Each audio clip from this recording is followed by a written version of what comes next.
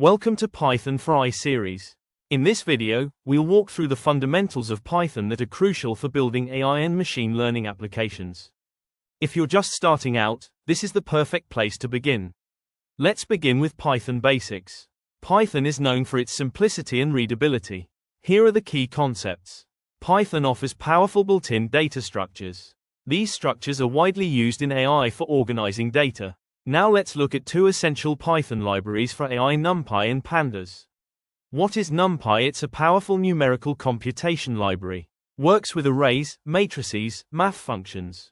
What is Pandas? For working with tabular data, CSV, Excel, use data frames for easy data handling. These tools make it easy to clean and manipulate large datasets.